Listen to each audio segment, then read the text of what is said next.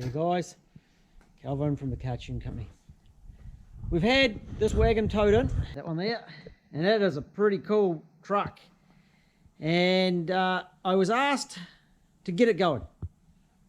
That was all I was asked. Wasn't told much about it. We find a Lexus engine in it. And I was expecting an ECU problem or a wiring or a relay problem. But what we'll do, one of the first things we want to do is we want to check whether it's got engine oil. It does. The brown slippery stuff looks okay. Check it's got water in it. That is not water. It would be a stop leak of some kind. I'm a bit worried about that.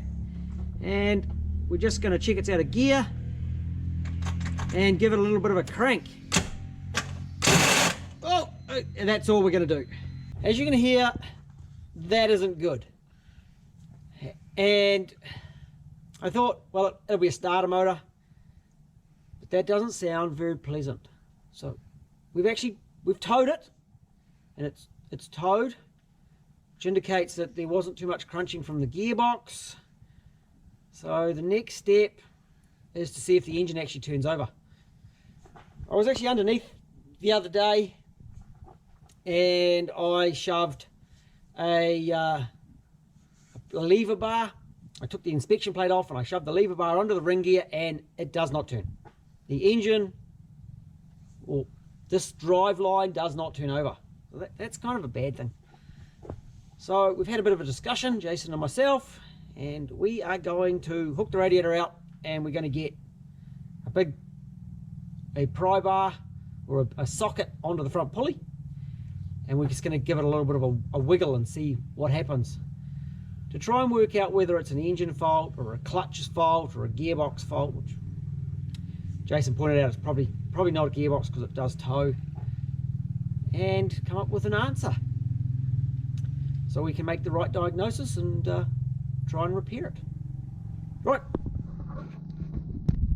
let's get that radiator out. Fans have been cut off because they were horrible, and this hose is horrible. Turns out it's a Crown engine. You see here, well, you can't, but it's got a 2-wire plug there. It used to have a fan, so it was either a Crown 151 Crown or an LS 400 engine. I think it's going to be a Crown. I think we're going to pull it apart and find a Crown ECU in it. So 22. 22, sorry.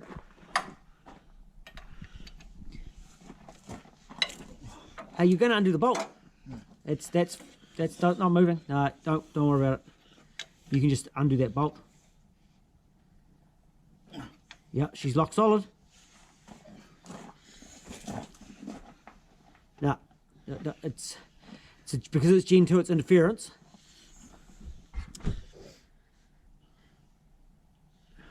Put your foot in the clutch. That's right, put my foot on the clutch.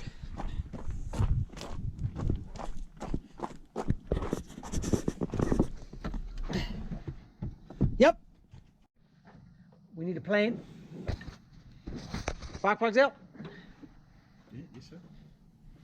Let's do it tomorrow. Let's pull the plugs, pull the intake off, pull some tablet covers if it needs tablet covers. We'll have a look. Let's call it a night. Sure. What have we been doing in here? With the tablet covers off. Nice and clean on that side. And as per normal, it's a little bit dirty on that side because of the PCV valve system right up here. So that is, right, that one there. And that's quite normal. And then we've actually slipped the cam belt off because the crankshaft doesn't turn. Well, we wanted to see if it was in the top end, which I didn't think it was. And you can see here,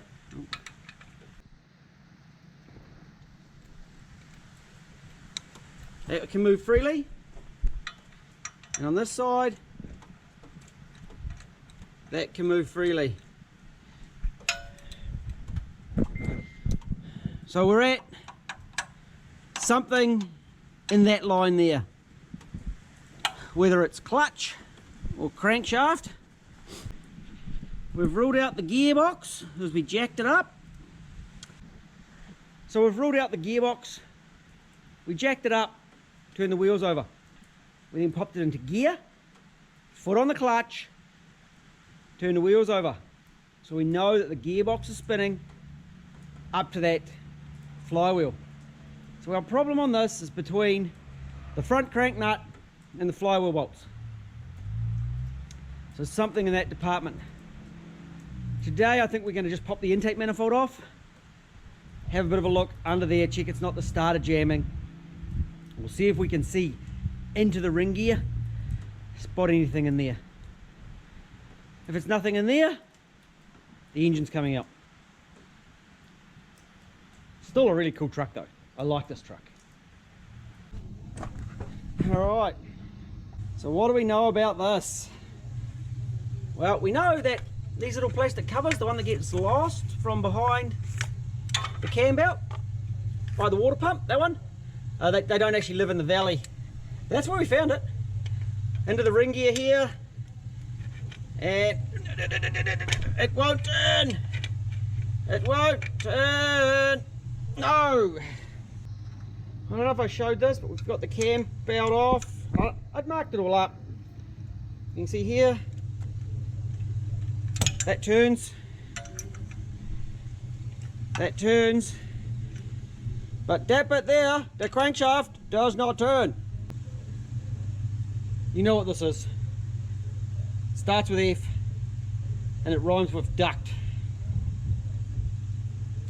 Unfortunately, the next step is to hook the motor out. So we're going to call it quits for a little bit.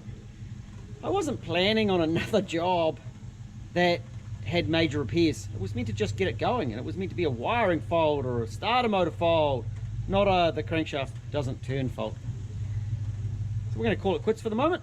We'll come back to this once we've got an engine out in a couple of months' time.